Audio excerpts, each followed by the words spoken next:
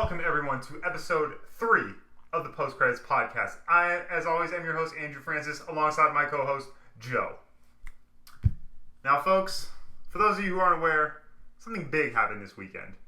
And you know what? We're not going to talk about it. Joe? Gossip Girl. Gossip Girl. I'm so glad that show's done. I know.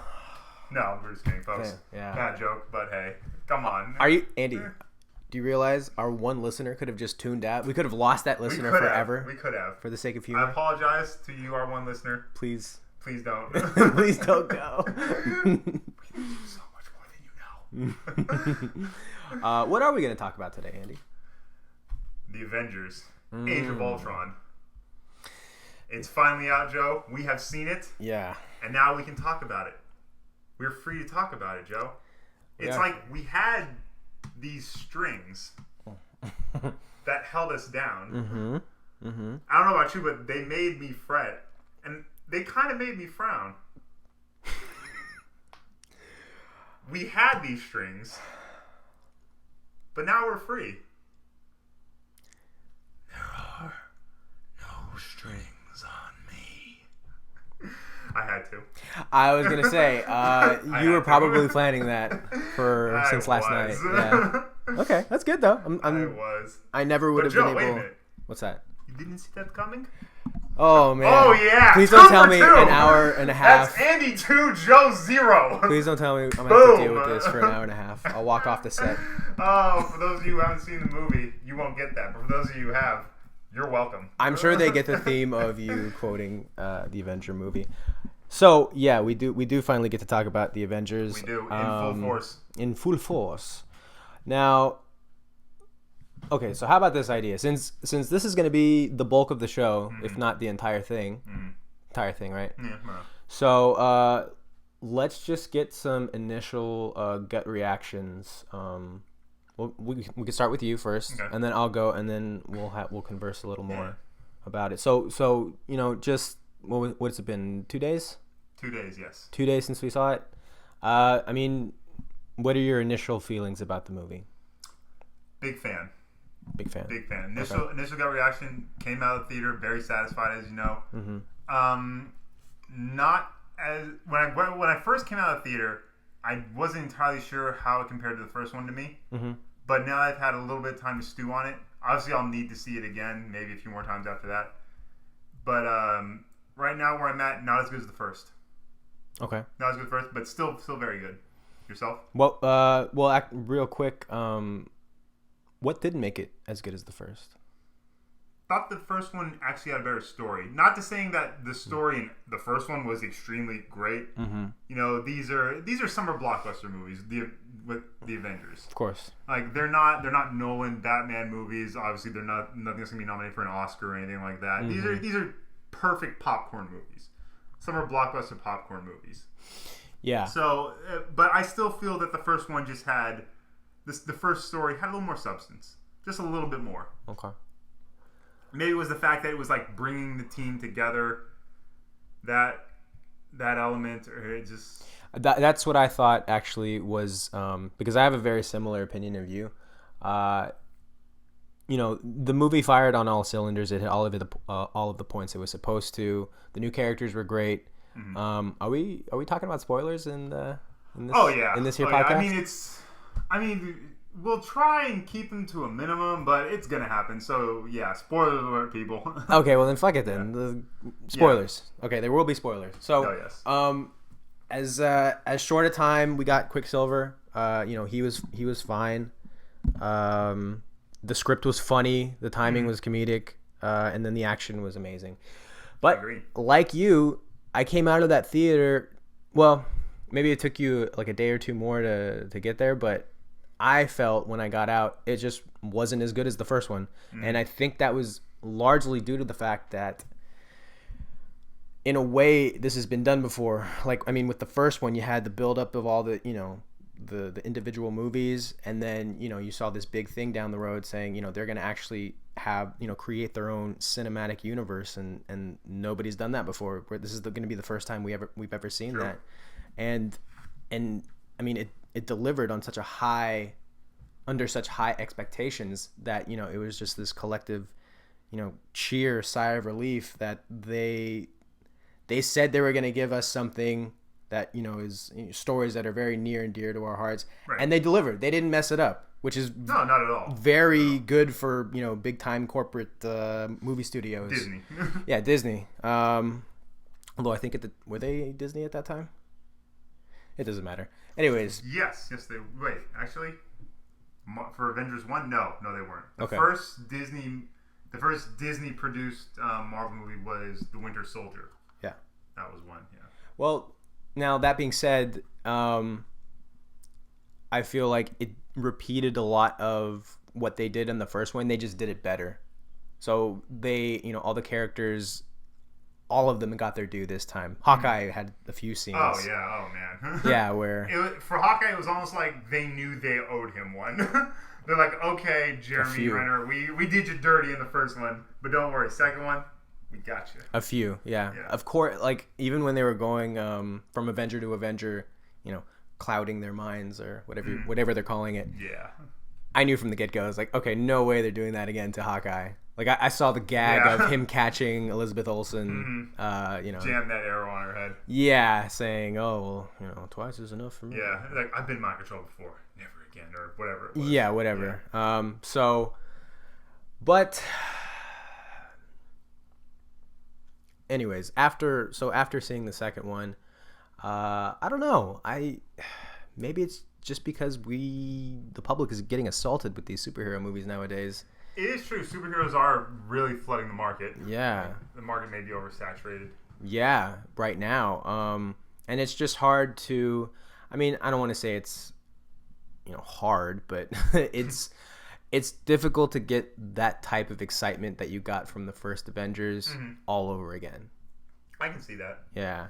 Yeah, it's hard to recapture lightning in a bottle, It is. It's hard to capture that magic from the first one. It is. But another thing about this second one that was different from the first for me was that, like, so with all the other standalone Marvel movies, like the 3 Iron Man movies, the 2 Captain America, Thor, all that, those were all a build-up to the Avengers, which, we then got.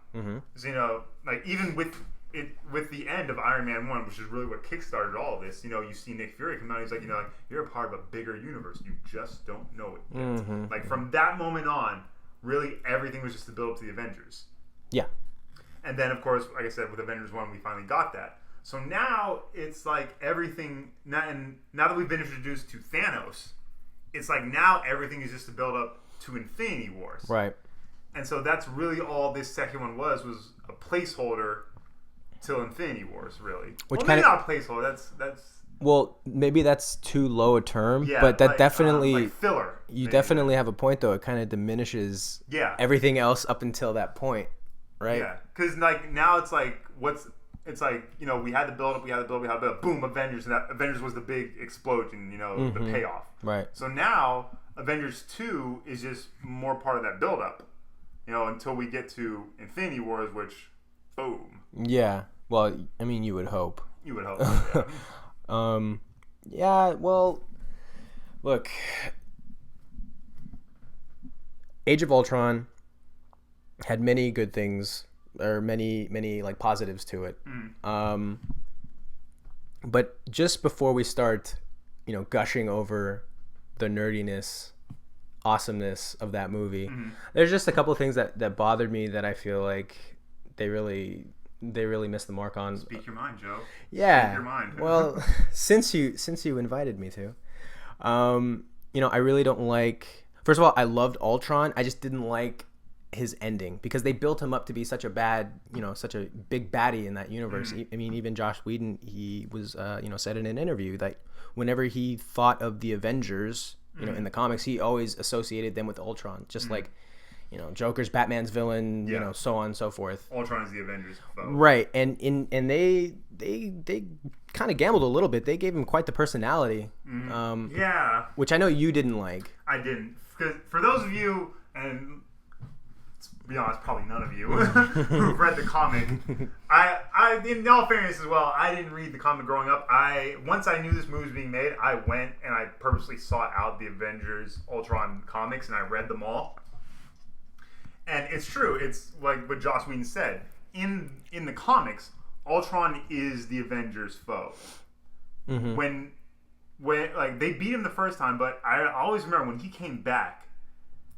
He was in outer space pretty much, and he comes back, and like he has this big reveal moment. Like all the Avengers, everyone in that room just stops. Yeah, and they're just like, "Oh my God, no!" Yeah, like he can't be back. We barely beat him the first time. How, in God's good name, are we gonna beat him again? And he just runs roughshod through the entire Marvel universe. Right, he obliterates everything in his path.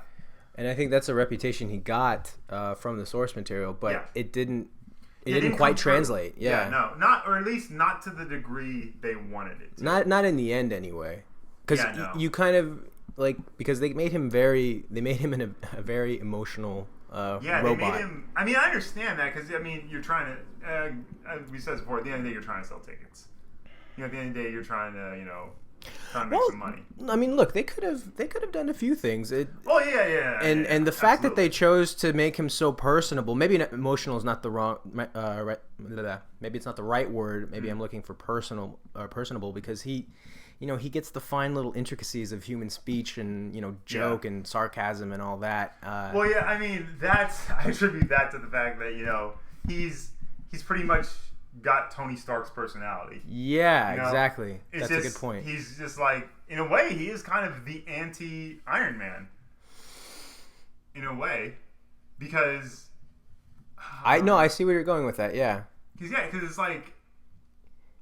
I mean, even now I think in my head, it's like it's even more prevalent. Because, like, Iron Man or Tony Stark puts on the suit to regain his humanity. Because remember in the first one, he has that big awakening. He's like, you know what? All I've been doing is making weapons and killing people. Right. It's like now I'm going to use what I've been doing. Like now I'm going to use it to help people. Like so, he puts on the suit to regain his humanity. Yeah. Whereas Ultron is, obviously born metal, but the whole thing really is him trying to become human. Right. And Vision is the Vision, child of not just thought. Human because he sees the human form as weak and frail. Which it is. Which it is. I mean, compared to his body, anyways. And so, he wants, this perfect being in his mind, anyways. Which is what Vision's body is. Yeah, anyways. they're going in opposite directions, right? Like Iron Man is going more toward more robotic and more techie with all of his visions of world peace and his little helper bots, whereas Ultron is trying to go more human. Which is why he built Vision in the first place. More human, not human. Yeah. Well, I mean, more human than what he is. Yeah. And for those of you who don't really understand, we were talking about Vision is, Vision in the comic. In the movie. Sorry, in the movie, what Vision actually is he is a like cyborg, humanoid type body thing that is built by Ultron. And Ultron plans to download his consciousness and mind into this body. It's like it's not like I said, it's not a full robot, or it's definitely not a full human, but it's some sort of marriage of the two, like his form of a perfect being. Yeah. So, anyways, getting back to Ultron, like he was depicted as such a killer and a murderous robot, and in the comic. Yeah, and that's all well and fine if you want to make him this kind of sly, okay, give him this personality that, like you said, kind of mimics Tony Stark's. But I mean, there has to be that feeling of what I was hoping would be hopelessness, and because I thought he was gonna, like you said earlier, he was gonna run roughshod all over the Avengers, and there was gonna be just some last desperate act to finally beat him.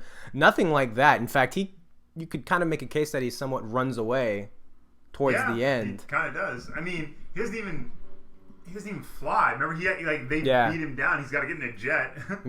And the Hulk comes and pulls him out of that jet, and he's like, "Oh my god, oh my god, you have to be kidding me." Yeah. Exact line. Ultron says, "Oh my god, you have to be kidding me." Right. And he just chucks him out of there. And I liked I liked James Spader doing his voice acting. I thought that was all on point. Oh yeah, James Spader was phenomenal. Yeah, and he had a lot of laughs in the movie. and I'm just, I'm pulling it out of my head, but I would have liked to have seen something like him finally experiencing rage or anger because he's not, I don't know, because whatever doesn't go wrong. We didn't get enough of his Ultron suit or whatever that thing was. It looked exactly like the one we had been seeing, but it was like slightly thicker metal, right? Yeah, just right? a little bigger. Yeah. I mean, it honestly took me a minute to see the difference. It did. I know. I thought it wasn't obvious like it should have been. Yeah, exactly. Like it should have just been like immediately. I was like, holy shit. Because he was made out of the same thing. not adamantium. The fuck vibranium. Vibranium, right? Yeah. It's like, I don't know. That was a little bit of a letdown. I didn't quite like the Black Widow Hulk direction that they took. Yeah, it was pretty useless. It was. I mean, it was useless in the sense that, like, there was no other reason to do that other than the plot device that I'm sure they have planned in their head to. Yeah, and it's gotta come into play later on. Yeah, 'cause it really didn't come into play much. No, I know, and I didn't quite like it, especially since they had been kind of like, how do you say it? I mean, they had been kind of pushing her in the direction of Captain America or Hawkeye, based on the first movie and the last Captain America. Yeah, but then once we met Hawkeye's family. Which out of nowhere, Hawkeye has a family. So once we met Hawkeye's family, in my mind, I was like, okay, then Captain America. Linda Calinelli, by the way, is getting work all over the place. yeah, I like her. As I was saying, once we met Hawkeye's family, I was saying, okay, she's gonna end up with Cap. Mm-hmm. But now Bruce Banner. Well, see, I didn't. I'll tell you another thing, real quick, and we don't have to talk about it right this second. But I thought the second that Hawkeye's family showed up, I thought he was a goner. Oh yeah. I thought that was purely to make us feel sorry for when he dies in the movie, because everybody thought somebody was gonna die, right? Oh yeah. Well, not me actually. Oh yeah, that's right, you didn't. Yeah. But check the tape. I said no one's gonna die. Oh, you think it's on one of the podcasts? Yeah, I said it on the podcast. Yeah. Oh wow! Oh, that's funny. I'm gonna make fun of you now. Well, okay, so wait, why are you gonna make fun? I was right. No. Oh yeah, we'll touch on that in a second. But none of the originals died. I'm sure you didn't say that. Anyways. So yeah, I didn't like that. The best thing to probably come from that direction was Iron Man making the joke of hiding the zucchini joke.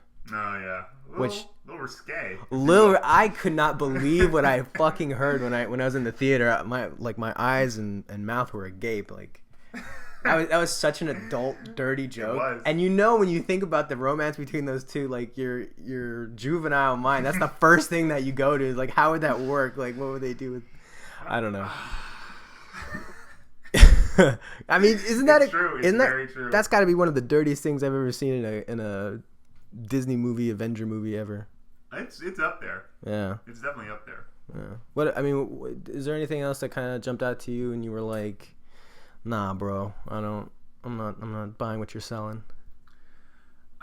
Really, for me, it was Ultron. I mean, don't get me wrong. That was the biggest overall, one. Yeah, that was the biggest thing for me. Don't get me wrong. Overall, I enjoyed Ultron.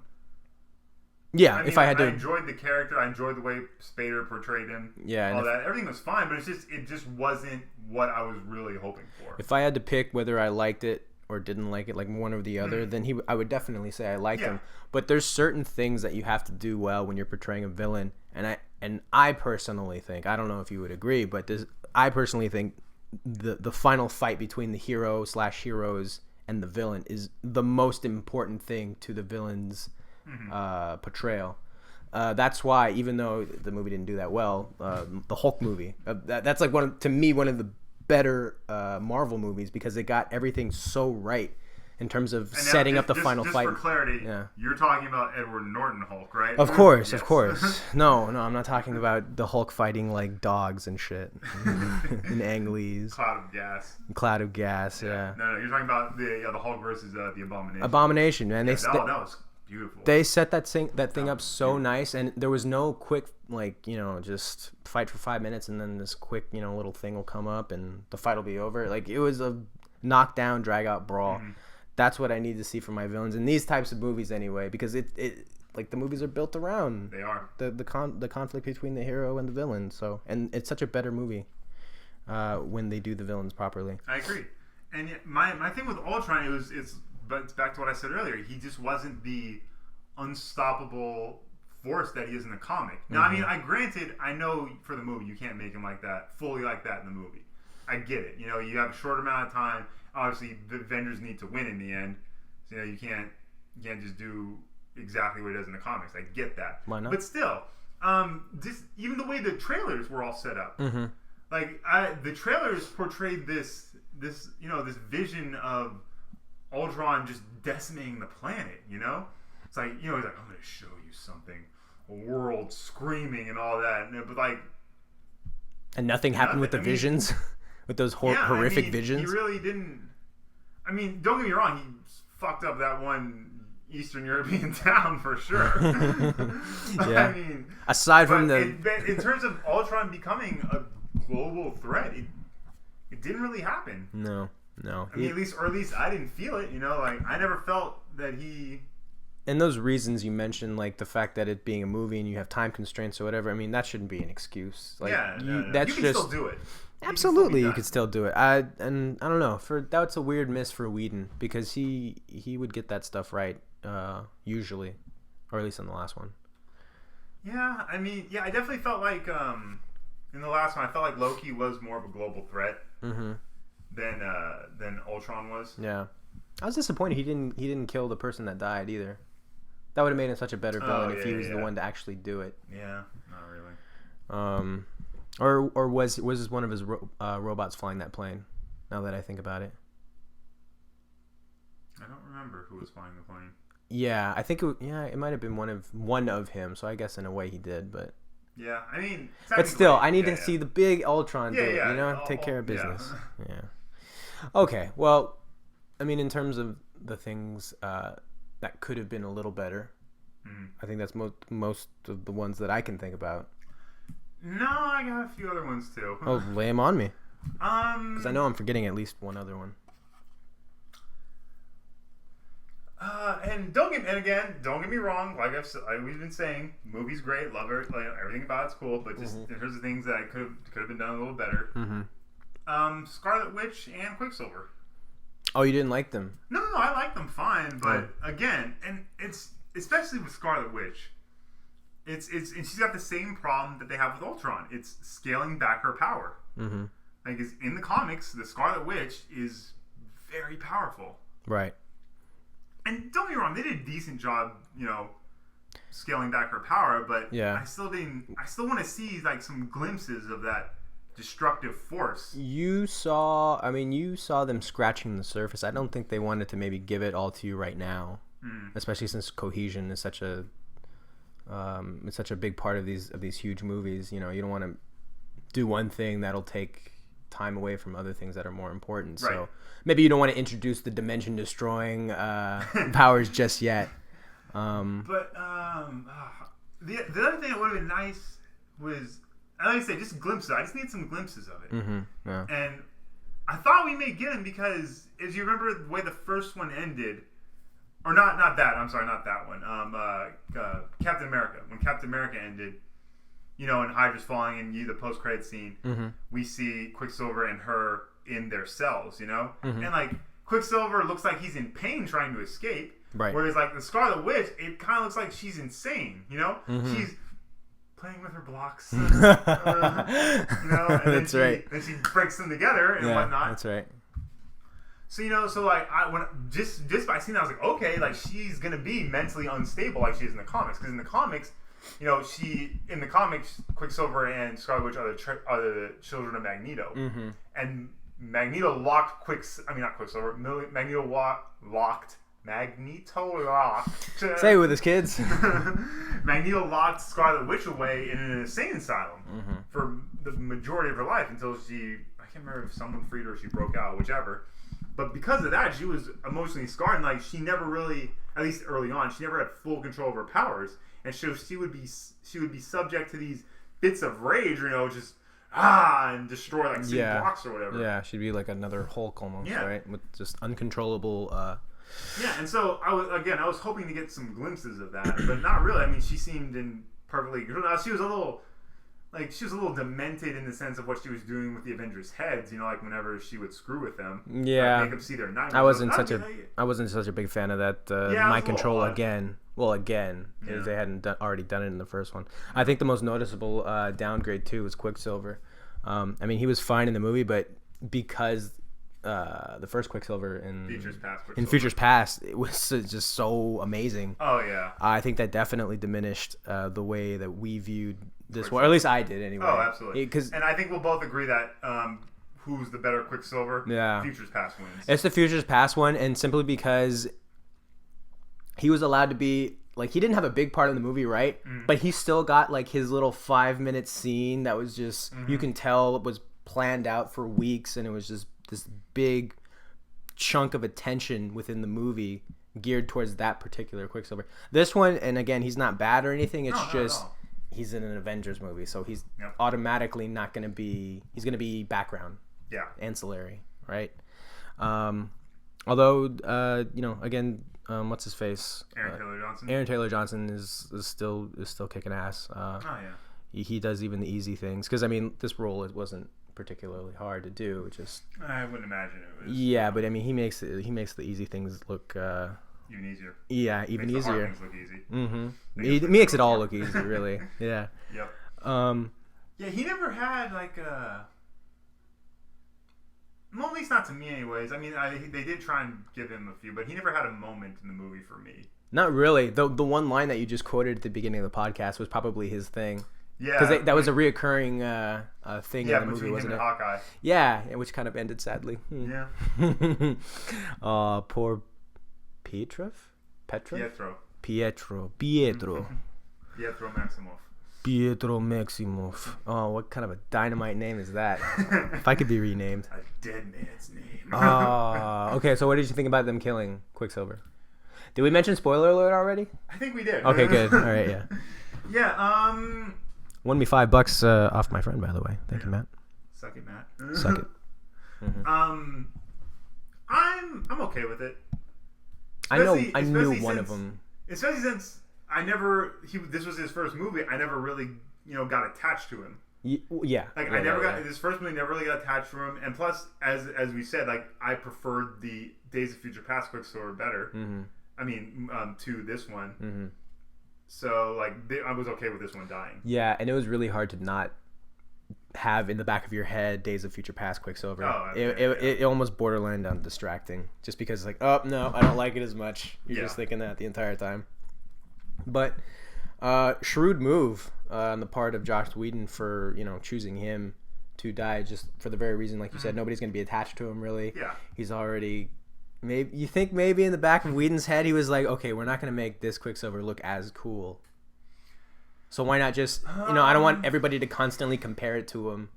Maybe? If I keep him around. It could be. It could be. It very well could be. Yeah, just, again, with so many characters. I know I've asked this like 1,000 times. Is that other Quicksilver going to be back in Days of Future Past? I believe he is. Not Days of Future Past, Apocalypse. Yeah, I believe he is. Okay, that's cool. Give the people what they want. Yeah, especially if you're going to shoot it like that. I mean, that sequence is just still one of the best things I've seen in those type of movies in a while. It's beautiful. Well, what else about Ultron? Staying on Quicksilver. Oh yeah. Yeah, he never, like I said, and part of the reason I just never got attached to him is just because, and this goes for both him and Scarlet Witch. We never really learned much about them. Yeah, I mean, we got that quick thing when I think it was Maria Hill telling Captain America about, like, okay, so who are they? Like, who are the two new powers on the field? It's like, Pietro and Wanda Maximoff, enhanced. Enhanced. By the way, that was real quick. That was a little thing how they just clearly can't say the word mutant. Oh yeah, because Sony and X-Men have pretty much that word on lockdown. Oh, so you know what? They couldn't say mutants; they're enhanced. I hadn't even thought about that. Yeah, you're absolutely right. Yeah, like that was just a little thing. I was like, you can't say mutant. But yeah, like the two powers in the field. So we got that quick little thing. Like, they were revolutionists. Or whatever, then their parents died, and then they signed up for Strucker to basically get revenge on the capitalist pigs. They volunteered. Yeah. Yeah. But so we never really got to learn much about them. You know, and never got an attachment to them. Any character outside of the characters that have been in their own individual movies, we're not going to learn about. There's just simply too much to stuff in this movie, or in these types of movies. To give. I think Hawkeye's wife might have gotten a little bit more screen time than Quicksilver. And she definitely got more than I thought she would. Yeah, but she was just all over that movie. That was. Well, no, I definitely wouldn't say all over. Okay, yeah, you're right. Not all over the movie, but the parts that she was in, there was extended scenes for her. Yeah, which is more than the wife of a superhero usually gets. Well, the twins aside, and then maybe even though I finally got my War Machine in the movie, not as much as you were hoping for. Yeah, I mean, don't get me wrong. The scenes of him outside of the suit were fantastic. God, Don Cheadle's such a good actor. It's like he had this one beat he was supposed to hit, and he didn't say anything. It was right after he told his White House story of him dropping the tank down on the White House lawn. No, not on the White. It was just some. What was it? It was a tank, dictator. Right? Yeah, it was a tank. But I'm saying it wasn't the White House. Oh, okay, yeah. He was like, "You forgot your tank." Yeah. Mr. Oh no, like, this is what you're looking for? Boom. Yeah. So he tells the story twice. Once in front of the Avengers, who do equally, if not 1,000 times more amazing stuff, right? And so they're not impressed, and his ego kind of takes a hit. So he goes back to the normies, right? Yeah. The normal people, and he does the same exact story and reads it the same exact way. And everybody laughs, everybody eats it up. A huge reaction. And he just has, god damn, this one look he has, it's like you can see the lines with the look and not hear one word.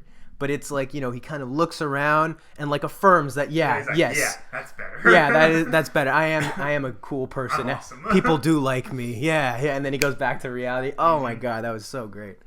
Now pretty awesome. That aside, not enough War Machine in the actual show. Also, in the actual movie. Curious disappearance of Falcon. I mean, he showed up for a scene, right? He was at that party. Yeah. When Ultron first turns on, he's controlling the fucked up robot. Right. But then, so why isn't he on the helicarrier when? I thought for sure they were going to bring him out. And then, of course, at the end there, we meet the new Avengers. Remember, he's there. Yeah. The new Avengers team after Stark and Thor. Stark goes to wherever the hell. Thor goes back to Valhalla. It was probably Asgard, sorry. He's there. So I'm like, so wait, where the hell were you when It had to have been some editing issue, or they had to cut in his scenes from the movie, or something like that. Because it made sense to have War Machine there, but it makes complete sense to have all of them there at all times at any major threat in the Earth. And when it doesn't, then you wonder yourself, or you think to yourself, "I was like, why isn't so and so there?" Yeah, logic. I understand it's a movie, you suspend disbelief. I get it. Yeah, but when you've already introduced the character and shown that character will step up to protect the Earth from a great threat, and then you don't have him there, that's weird. It's just it kind of pulls really you out weird. For a second. Yeah. It's like, why isn't so really, where the hell was War Machine in Avengers first 1? Oh, yeah. I know. It's really hard to justify him not being there. And then, excuse me, and then it's even harder, to be honest, to justify his absence for the second one. I mean, at least they I guess they in a way justified it because he was supposed to be Shield's that's weapon. The only thing I can think of is that he's so in with the government. Yeah, and he's like a true soldier. Right. He just happens to have this machine because Tony Stark gave it to him. But he's like, I will not go against the orders of my government. I serve my government. Yeah. So wait, why would he not be deployed when Chitauri attack New York Great City? Question. That still Great doesn't. Question. It still doesn't. That's a valiant try. It's a valiant try to defend them. But and oh man, you just as a writer, and don't get me wrong, I would never be able to do anything a fraction of good as Joss Whedon. But how do you not include War Machine? Well, just little things like that, explain away reasons why so and so is not here. Yeah, just say where's Rhodey? I could use him on this. Oh, Rhodey's in wherever fighting off a wave. And then we could even get a quick scene of them. Yeah, I guess that I would love that, sure, but that's probably getting greedy. Well, okay, maybe not fighting a wave, but you mean a wave of enemies? No. Or like an actual wave? No. I mean a wave of enemies. Oh, okay. That's what I'm saying. Just like like the Avengers seem like bogged down somewhere, or like are about to start something. Yeah. And Tony or someone's like, hey, like where's Rhodey? We could use him on this one. He's like, and he was like, Colonel Rhodes was previously occupied in wherever, France, Germany, L.A., wherever. Like fending off an Ultron wave. And if you want to get cute with it, you could even have those characters that aren't there for that movie just off in other realms of the story that's trying to be portrayed, like especially with regard to Thanos. You could have him exploring some other thing, and then maybe for the extra credit scene you see what he's actually doing, and then he finds something that moves the story forward even more. But yeah, just a lack of him, a lack of Falcon. For people our age, it can be very distracting. Yeah, it's a little. Yeah. It's just one of those things where, like I said, just logically doesn't make sense. Mm-hmm. Right. And again, I know you suspend disbelief, and again, not bashing the movie was fine. Mm-hmm. It was good, but it's just one of the things like, come on. Right. Oh, because you want to see. And, that's the other thing. Even the minute he was in the film, I still didn't get my War Machine Iron Man team up. No. I've been fantasizing about that since Marvel vs. Capcom 2. When both of them would come out with their huge ass guns and you'd have a 78 hit combo. Man, I wanted that in my movie. Sorry. But no, only a 2-hit combo. Okay, so let me ask you this. Mm-hmm. Between the characters who actually were there, the two new characters, Quicksilver and Scarlet Witch, who did you like more? Now, granted, again, we've already established Quicksilver wasn't as good as the one in Futures Past. So that doesn't mean you still can't enjoy him. Yeah.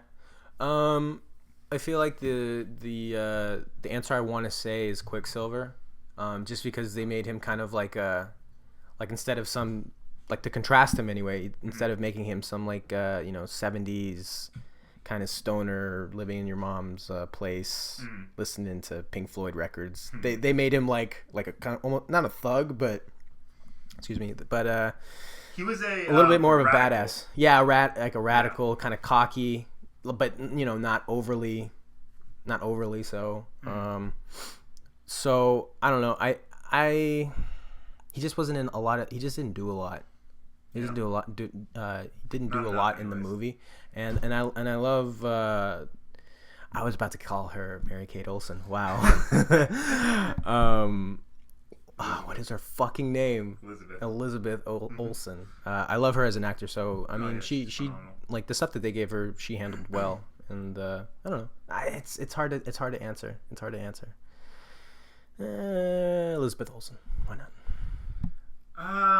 Yeah, I'm gonna go with her as well. Probably because obviously once the script was written, they knew Quicksilver dies, so Scarlet Witch lives and becomes an Avenger. So they probably just intentionally gave her more to work with. Because okay, so we're gonna have to deal with her some more. Yeah. So you're probably right on that front. Gotta give her some more tools. Yeah. So I was actually a little bit. Okay, so the big scene that had been built up, right? Hulk and Iron Man, right? That was the scene that was all over the trailers. Were you a little bit disappointed with it? Oh, I was absolutely disappointed. Okay, see, I thought that was just me. It was just what I said. It's what I said. They ruined it from the trailer. They showed too much. And the stuff that they didn't show. That was my biggest fear for that movie come true. Okay, so they showed too much of it, and the stuff that they didn't show, it was too chaotic for me to keep up with. Yep. You know? And it was kind of like, who cares? Yeah. You showed me all the good stuff from the trailer. Yeah. That was kind of a missed opportunity. And then, well, what were you gonna say? I was gonna say, and then like the whole reason that they were fighting was even a bit of a letdown to me. Like I thought it was going to be. Oh, because he got mind controlled, right? Yeah, because he got mind controlled by the Scarlet Witch. I thought it was going to be something more. His mind was clouded. It was just like the Hulk out of control, like Bruce Banner, couldn't control it, or even something like I don't even know, like maybe Iron Man started it. You know? Like maybe something Iron Man felt that Hulk needed to be taken down. The reason was just a little bit too convenient. Yeah, the reason was way too convenient. Yeah. It felt like it was literally just an excuse to bring out the Hulkbuster armor. Mm-hmm. It was a plot device. Yeah. It was a big old fat plot device. That being said, it was still cool because. Oh man, now that I sit back and think about it, there's so many things taken from the first that it really did. I have a feeling that opinions on this movie... It's just like you said. It's mind control again, trying to split the team apart. Same thing Loki was trying to do. This movie reminds me of one that the viewer's opinion is gonna be changing over the course of weeks, maybe months, you know? Because, you think about it, you go a little deeper into that fight, and it's like... The more we discuss it, the more similarities I'm seeing between the first one. And that's, to me, that's a cardinal sin. Yeah. That's disturbing. Yeah. Well... but still...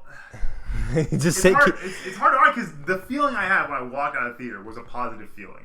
It was more positive than negative. Absolutely. Yeah. I don't think fans would disagree. Now, as we sit down and unpack it, it's like, wow, it's really got a lot more in common with the first than I originally thought. And you think if there was one thing that was going to be that would be a benefit of the same guy writing and directing each movie, is that he could avoid that. He could absolutely avoid that, but no, yeah.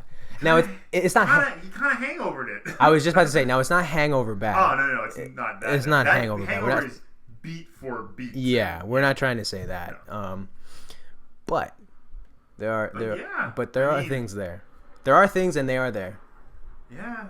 It's really interesting. I feel like we've been bashing this movie more than we've been supporting it. We are nitpicking. You have to. All right, so let's shift gears. Let's talk about the good. Let's talk about good things. Let's talk about the good. Okay.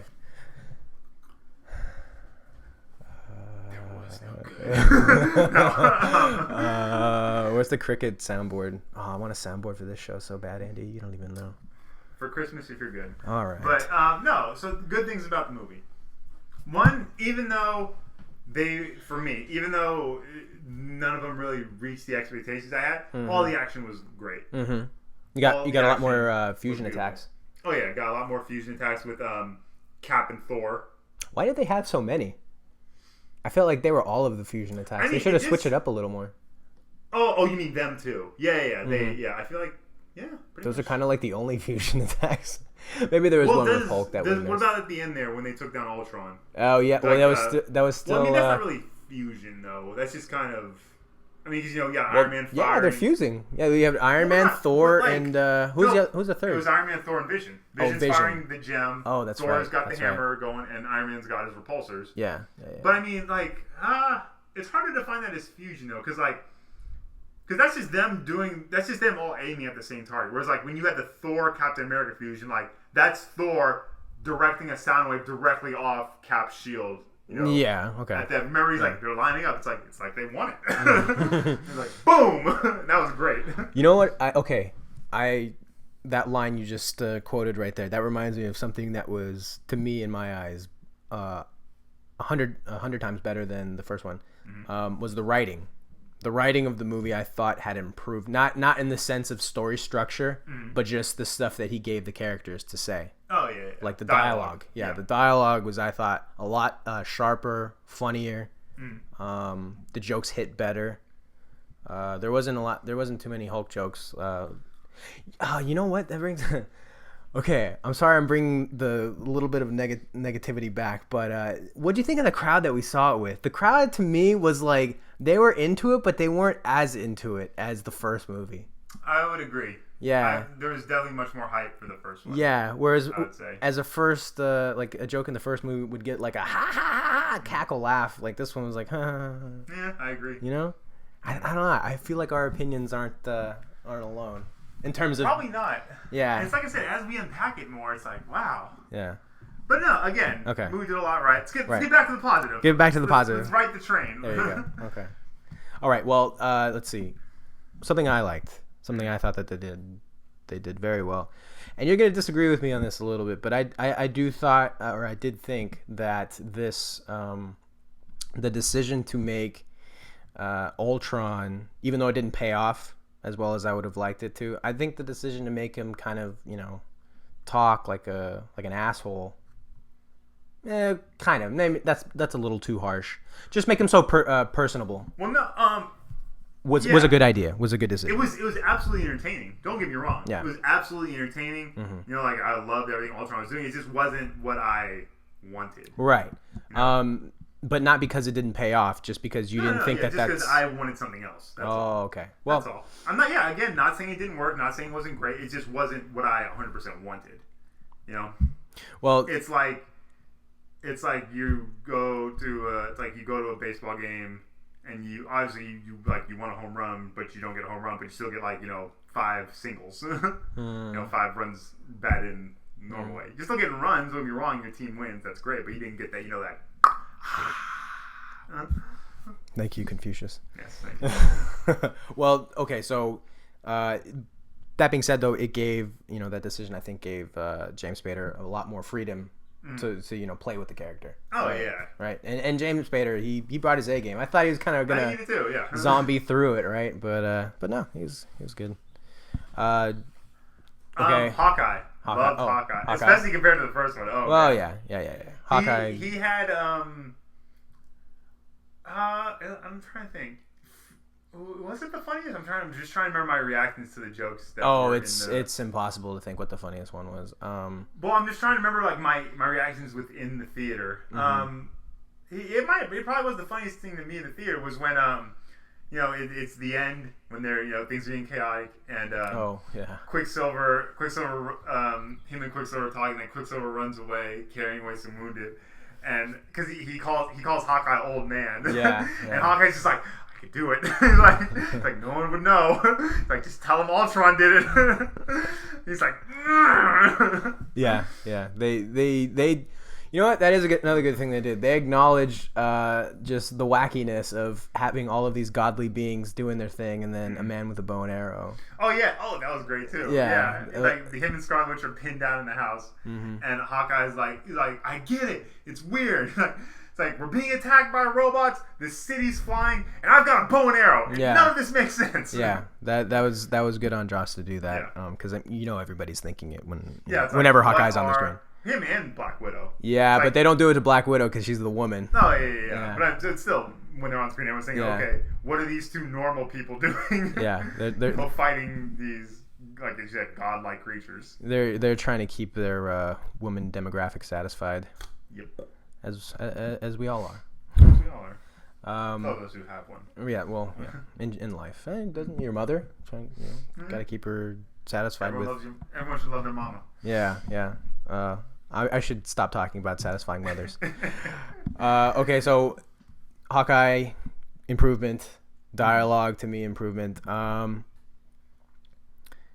Does anybody? I just keep floating back to. I'm sorry, Andy. I have to ask the question.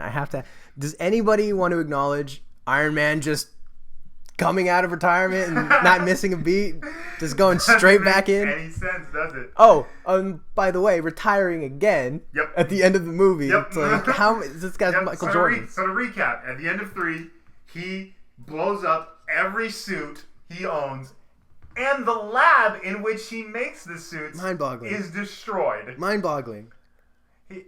So he's out of the game. He gets the thing removed from his chest. He's like, you know what? He's like, you know what? Even I don't have a suit anymore. So I'm like, no, you're not. I mean, I have a feeling we're missing something from Iron Man 3. We couldn't get past the suckiness of it. No, because he blew up every suit. Voluntarily, he's like, I'm gonna do this for Pepper. Blow it up. Who doesn't even bother to show up for his Avengers soirees, by the way. Pepper Potts. Not a mention. You're on notice. You're on notice there, Pepper. I know she did get a mention. She got a mention. That's what I'm saying. Foster, she was out doing something. Yeah. Wasn't kind enough to. So he blew up every suit. Quits Iron Man for her. Yeah. You think she would want to show up to his parties? It's never explained how he got back, how he got anything back. I mean, I guess obviously we're supposed to assume, okay, time passed, he rebuilt his lab, but still, like, why did he put the suit back on? Why? Like, he made this big emotional decision to give it up. That was literally. And then he's just first scene of the movie, he's back. No mention as to why he's back. God, that kind of stuff enrages me. Oh my god, so smash. It makes me so mad.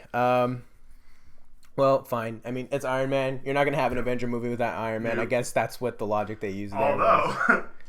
Although that might be. He rode off into the sunset yet again. Yeah. Well, maybe he's like Ferrari. Maybe he's now assuming a Batman type role. And when I say that is in the Justice League, because Batman is a solo act, but Batman tells the Justice League, like, when you need me, and you will, let me know, and I'll, if I've got time, I'll show up. So I think maybe that's what he's doing now. Maybe he's like, okay, I'm not going to be there every day, whatever, but, when the big shit happens, and it will, you can call me. And I'm just thinking, so he retires, comes back to create the ultimate monstrous killer robot. Yep. And then retires again. Yep. You think at this point his fellow Avengers are saying, Tony, look, you should stay retired this time. Remember the last time you came back? Remember what happened? Yeah, Stark needs to take it easy. Take it easy. This time, quit for good. Do you think that he'll quit for good, or they'll kill him first? Ooh, I just broke Andy. I'm gonna say kill him. Kill him? Really? Kill him? I'm gonna say kill him before retirement. That would be amazing if they killed Iron Man. It would be something, but I mean, obviously, he's not going anywhere. He's still got Civil War to do. He's pivotal in Civil War. Then obviously, there's a lot of Infinity Wars. Yeah. So yeah, he's not going anywhere. Just quick factoid. Avengers carrying a 75 on Rotten Tomatoes, 76 actually. But which is really low considering the first one. That is very low considering. What was the first one? The first one was like in the 90s, easily in the 90s. It was like 95, I want to say. Yeah, I mean 70s. In the 70s, that seemed low. I would personally have it somewhere around 82, 83. But yeah. I'm telling you, I think we're not the only ones to be on a few levels disappointed. Who knows though? Who knows if that's the fault of the film, the filmmakers or advertising that pumps us up for these huge events, and we end up, Yeah, maybe you just can't live up to the hype. Exactly, like because in a lot of ways, and I know like 60% of this podcast has been bitching about the movie, but I mean I know for a fact that like just passing the eye test that they did a lot more right in this movie than they did in the last one, just for whatever reason it didn't feel the same. Yeah, it really didn't. I didn't feel that energy that I had going into the first one. I know a positive. I just thought of a positive. Hit me. I was gonna say Ultron. Vision. Oh, Vision. Vision was cool. Let's talk about Vision for a second. Vision was cool. Yeah. He's gonna die next movie, by the way. Oh yeah. He's gonna die. He's going to die. Thanos is going to rip that gem out of his head. Yeah. Violently, hopefully. Yeah. And for any of you who might be watching or listening, Thanos kind of needs that, homie. Yeah. Kind of needs that. For those of you unaware, Thanos is, I'm going to say trademark, if you will. Trademark is what is called the Infinity Gauntlet. Yeah. And this gauntlet is capable of housing what are called, as you've seen from past in Guardians of the Galaxy and Thor, what are called the Infinity Gems. Infinity Gems. And when he wields all 6 gems, or is it 5? Is it 5 or 6? It's 6. It's 6. One each knuckle plus the one in the middle. Yeah, it's 6. Right. When he holds all 6, he is just not to be fucked with. It's the very storyline that they've been building up to with all these movies. Yeah. Which you do get a glimpse of in the actual film. The after movie scene. Yeah, it's the mid credit. He goes to the god and says, "I'll do it myself." Yeah. I didn't like that line. Yeah. Whatever. But yeah. So as I say, yeah. So in Ultron 2, I mean in Avengers 2: Age of Ultron, Vision is created by being infused with the mind gem. It is if you've seen any pictures of it. If you haven't seen the movie, go fucking see the movie. What are you doing? Like, listening to this podcast, having not seen the movie. But if you haven't seen the movie yet, as I said, pictures, it's the yellow gem right here on his head. Yeah, that is the mind gem that Thanos will need to complete the gauntlet. And I doubt Vision's gonna just politely give it to him in a bow wrap. Thanos is gonna get his hands on all 6. Of course. Of course. Can you imagine what a fucking letdown that would be? The build up to Infinity Gauntlet. Yeah, they actually stop him from getting all 6. No, he's got to have all 6 for a while. He's got to wreak some havoc. Yeah. So that gem will be violently removed from him. When it does, you think they'll rebuild Vision? Or you think that's the end of Vision? You know what? Now that you're making me think about it, they probably will rebuild him. I can see that. I don't see why they wouldn't. They've made him he's like the Groot character now of. He's kind of like the Jiminy Cricket. Yeah, he's like the heart of the group. Maybe sharing that heart with Captain America. He is like a bit of a goody two shoes. Oh, okay. I saw a little joke bubbling in your eyes right there. He held the hammer. Oh yeah. Remember that? That was good. The hammer. That was good. And so nonchalantly too. Oh, you know what my favorite part was though of Vision was it was right before that, and he sees Thor's cape and he wants to like. Yeah, he wants to emulate him. He wants to emulate him, right? And he gives like the little like nicest look, like I can have a cape too. I thought that was great. That was good. That produced a good connection. Yeah, they made him. Oh man, I mean, granted, I pretty much know nothing about Vision from comics or anything, but man, it made him strong. He was power. Very powerful. His power was awesome, phasing through things, right? Like, and then pulling them apart. Yeah, like again, I don't really remember. Like I said, I never read any Vision comics or anything like that, so I'm not entirely sure what his power repertoire is. But man, the only one that I remember is his phasing. That was like how he could whenever they would have like a robot or a mechanical enemy. Anyways, this isn't a comic book podcast. So let's see what else we got a few minutes left. Is there anything else popping out to you? Is Banner back on Earth, or is he still floating in space on timeout? No, he's on Earth. Is he on Earth? Okay. Remember, he stole. I know he stole the jet. He stole the jet. He didn't go into space. Well, he didn't go into space, but he was flying obviously in the jet in air, and then he was just flying till he ran out of fuel. Now, did the jet crash? Yeah. Remember, in the very end, when Cap and Black Widow are meeting the new Avenger team, Fury comes up and shows Black Widow on that tablet. It's like, we found the jet. Obviously, Banner's not there. But like, we found the jet splashed down somewhere in some ocean, and like he probably swam to Fiji or something like that. So you mentioning Fury also wants to makes the fanboy in me mad. How Deus Ex Machina was that? Was that fucking shield carrier just flying out of nowhere? Oh, it's okay, guys. We have a brand new top of the line, state of the art. Remember how we destroyed all the carriers in Captain America? Well, I had one hidden away. Of course you did, Fury. Because I'm Nick motherfucking Fury. Oh, I was so like, I rolled my eyes out of my head. Yeah, that was a little much. And then you got your Stan Lee cameo. Did get my Stan Lee cameo.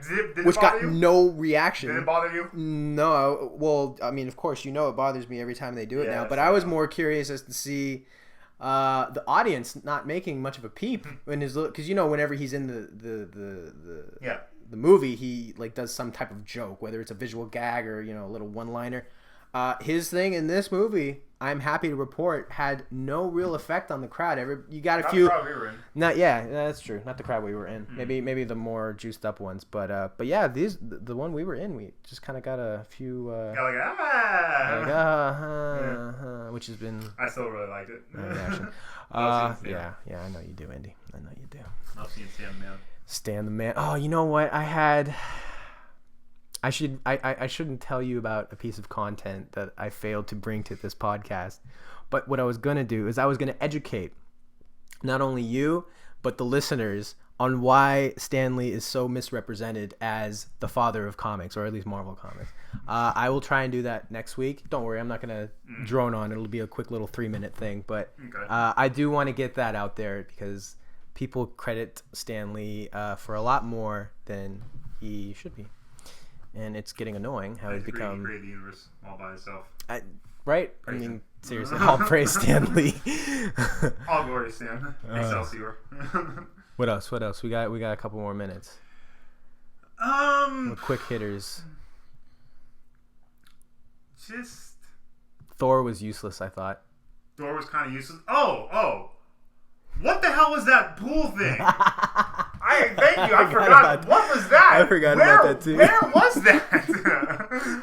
Like that he for no reason brought. He goes to pick up Skarsgård. Skarsgård, yeah. And like he's like, I need your help with something. Like, okay, like he's gonna sit him down, give him a physics lesson, or whatever. But no, like he drags him in this pool. I'm like, where are you right now? Like, is this on Earth? Did you teleport him up to Asgard? It was like what was that? The line he gave too was so cryptic. It was like, I go to this pool when I have to hear the 1,000 voices. Like, I'm like, where the fuck are you right now? What is going on? And it had no, and they never shorted it up at the end either. Like, Nope. like, oh, I have been to, blah blah blah to get guidance. Like, I don't know. That was weak. So then he has visions of the gems. Yeah. And whatnot. And he knows he needs to create vision. Like, what? Yeah. That was like, what was that? That probably was the. I mean, one thing you got to give Whedon for is that he really writes these tight scripts. Mm-hmm. That every scene's either going to develop a character or move the story forward, and that scene did neither one of them. Yeah, didn't tell us anything we didn't already know anyway. I don't know. Okay, what else? What the hell was that? Podcast is officially at 80% bitching now. Yeah. Come on, a good thing. It's easier. Obviously, it's easier to destroy something than to build it up. Yeah. Especially when it's horrible. No, it's not horrible. No, it wasn't horrible. It wasn't. Go see. If you've seen it, you know what we're talking about. Yeah. If you haven't seen it, go see it. I promise you, when you walk out of there, you will be satisfied. Yeah. You've gotten your money's worth. You will have been entertained. Trust me on that one. Mm-hmm. Mm-hmm. Like I said, I know it sounds like we're just bitching and complaining about it the whole time, but trust me, it's good. Mm-hmm. Go see it. It's good. It is. You'll enjoy yourself. It's good. Yeah. And then I think that. Let me ask you this: how do you feel about the new Avenger team? How do you feel about that? With which in it? With this, Scarlet Witch, the Falcon, the Vision, Cap, Black Widow. I feel good about it, but I don't know because they're already having issues. We'll call them. I won't call it full blown problem, but I mean they already have issues giving, enough screen time for all of them, and still giving us more of the characters that we want to see. So, the next Avenger movie I'm calling, even though this one was supposed to be darker, by the way, it was billed as darker and all that. It was not. Pretty much the same. It was not. Yeah, that was a total missell. But I do predict when Gauntlet comes, that's going to be darker because you got to think that they're going to be cleaning house a little bit, especially with the way the actual story goes. You would think, and you would hope so. I don't know. That's just my opinion. Well, I'm sure thoughts will strike us in the middle of podcasts that we're not discussing Avengers. So I'm sure it will come up for even if not a little bit again at some point next week. Yeah. The weeks hereafter. It's definitely a movie you have to digest for a while. Yeah, it's definitely something we're definitely going to see. Yeah, although it's giving us gas at the moment. Yeah, a little bit. But no, it is. Like I said, it's good. It is good. Go see it. Yeah. Colby Smulders, what are you doing in the movie? What is she? She's a glorified secretary now. Pretty much. I mean, she's gotta be big in Civil War. Maria Hill is huge. She's Civil huge, War. and she's she is Civil War. She's an administrative assistant now. Yeah, a little bit. Okay, that was the last pitch. I swear. Wait, one more quick thing. How did you feel about the lack of Ant-Man? Hated it. Wait, what do you mean? Just like no mention of Pym, like just nothing. I mean, I get the feeling that they're very cautious with that title, with Ant-Man, with that property. They don't know whether people want to see more of it, and like they just based on the trailer, they are ready to accept him as like a superhero, or they don't know if they're gonna release it and people will be like meh. Milk toast and they'll have to forget shove them to the back of the story or whatever. So I think they don't quite still know what to do. I did want to touch on that trailer really quick. Why did you hate it? The Ant-Man trailer? Yeah. Oh man! First of all, just when he's little, just the CGI around him does not look good to me at all. Okay. It's like he's entered this like blurry dream world. So it's the effects for you. It's that's one thing. Okay. That's one. Two. I don't know how effective Paul Rudd's going to be as a hero. That's the biggest question. Me. 3, the fact that it's Paul Rudd and he's not even playing Hank Pym. Right. Like, this isn't Pym. Who is it? Who's it? Scott? What's his name? I can't remember his name. Yeah. I know. I think Ant-Man. I think Hank Pym. Right. Michael Douglas is playing. Michael Douglas is playing Hank Pym. Yeah. Right. Like, so that kind of worries me that like we're jumping the gun. Like, we're not starting with the Ant-Man origin. We're like. It's Paul Rudd's origin, like I said, whatever his character's name is. That. Okay, so I agree with you that I don't know how Paul Rudd's going to turn out. I did applaud them for the direction that they're taking that superhero movie in because that tone, that like kind of what's looking like it's going to try and be a dramedy, It's new for those type of movies, so I welcome that. I thought the trailer was hilarious, especially the train scene. We'll talk more about the train scene later, but yeah, I laughed out loud. But that is the next movie in the Marvel franchise coming out in July. Yeah, and I like the villain Corey something. Corey. The dude from House of Cards. Yes, Bald Corey. Russo, yeah. Bald Corey. Yes, as everybody refers to him. Yeah. 54 seconds more to bitch about Avengers. Andy, anything else? Well, really, we've got more time than that if you want. We could have more time. I'm running out of good things to say, and I've hardly said any. It's like the good things that you're expecting out of that movie. Well, like you get them, stuff, and that's the good it. Stuff is just all. It's just the good stuff is the visuals, really. I mean, it looks amazing. The CGI in that movie is great. You get see some fusion attacks. Parts. The Hulkbuster Hulk fight, while predictable, because like I said, they gave away all the good moves in the trailer and whatnot. Yeah. Like, it's still visually pleasing to see a giant robot fight a giant green man. Like, that was cool. Yeah, that was cool. Although I did have a problem with how messy it got. Yeah. Some of the action. And I didn't like. I'm getting tired of Nick Fury. I can kind of see that. Yeah. He needs to do something. And I don't know. Stick with it, because he's popping up in every movie as much as Stan is, and I don't like that. Well, I mean, he's the head of S.H.I.E.L.D., That's another thing that kind of annoyed me. Like the fact that they disbanded S.H.I.E.L.D. and now it's like they have two shields, right? In the show they have two shields now. Two shields, and then they also have Hydra, who's like pretending to be S.H.I.E.L.D. or. Well, no, they're like, that's the thing. Like in the show, overcomplicated. Like they've all been dismantled. Like yeah. Like Hydra and both shields aren't nearly the power that they were. Mm-hmm. Like Captain America saw to that, pretty much. So like they're fringe groups, both of them. Okay. I suspect S.H.I.E.L.D. will come back because S.H.I.E.L.D. is S.H.I.E.L.D. But apparently they can still get helicarriers made. Apparently they can hide helicarriers. Yes. Nick Fury has shown us that hiding a helicarrier somewhere is a skill he has. I thought Captain America's scenes toward the end were also a little underwhelming. Remember, he went off on his own. Yeah, he went off on his own. It was kind of like the same thing you saw in Avengers 1. Another repeat. Yeah. I'm sorry. I'm trying to find something good to say about this thing.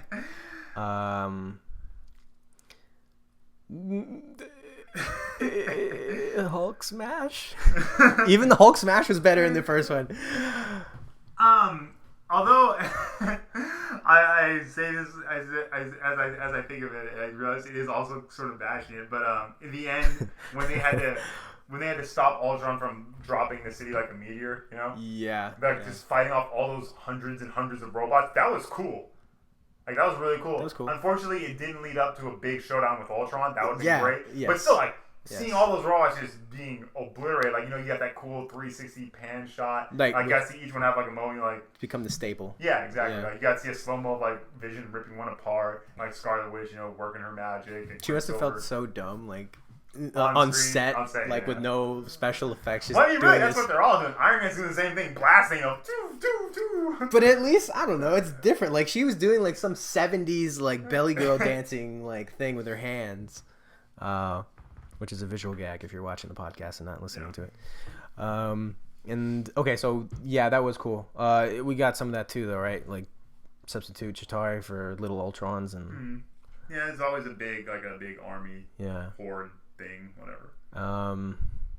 Probably one of the highlights was the whole Hammer storyline. That was fun to keep around. Character interactions, always 10 out of 10. The acting is always solid. That's always. Everyone.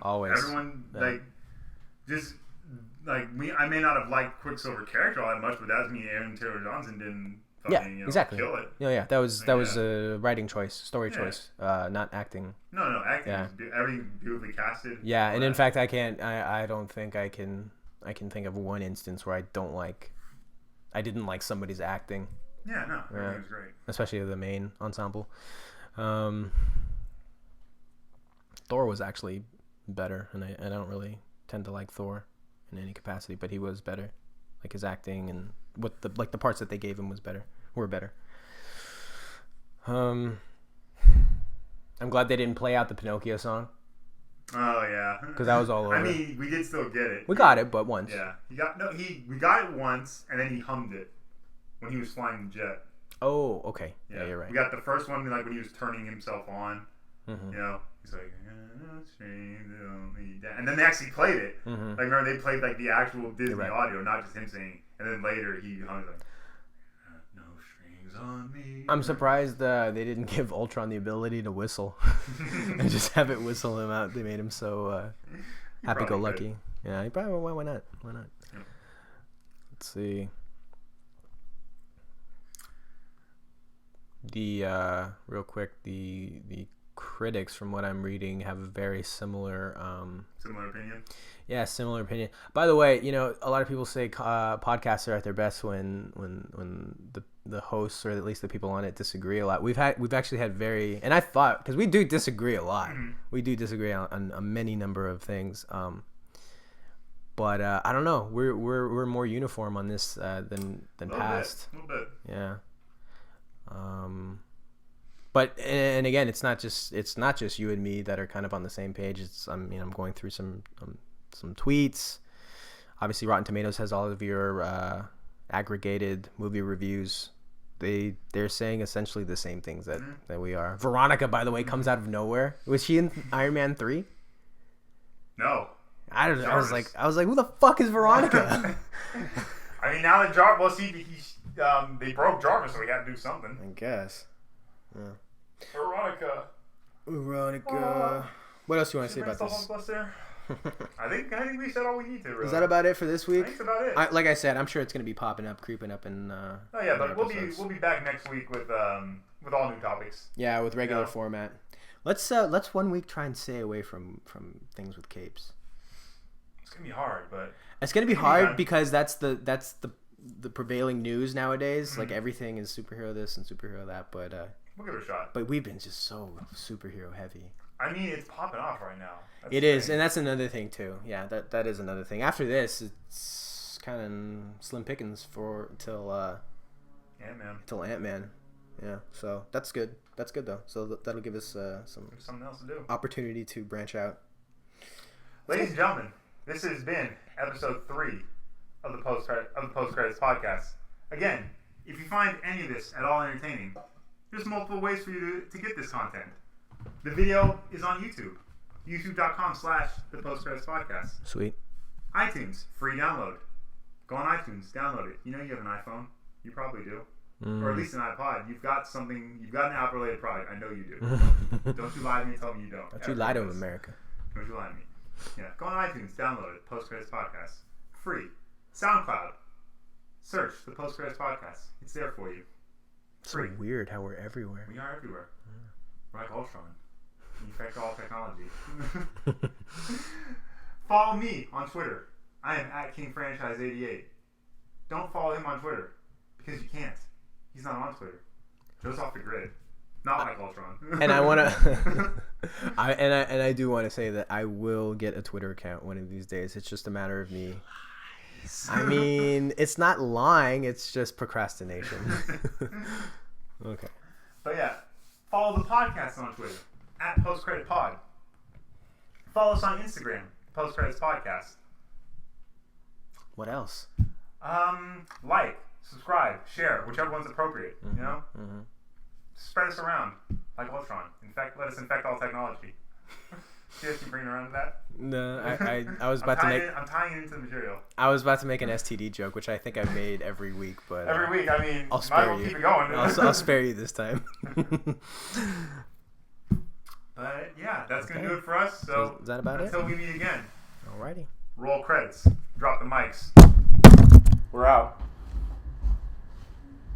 Did you see that? Oh, I definitely saw that. I fucking hit that right on my computer.